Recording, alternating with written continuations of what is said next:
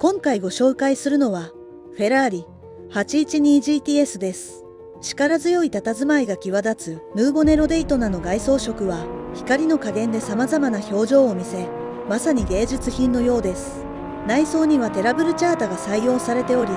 この深いブラウンは高級感を醸し出し、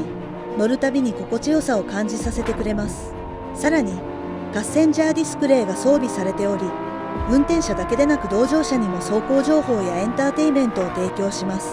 また、ブラッドスポーツエキゾーストパイプは、見た目に花を添えるだけでなく、官能的なエンジンサウンドを生み出し、その走行体験を一段と特別なものにします。この 812GTS は、美しいデザインと豊かな機能が融合した魅力的な一台です。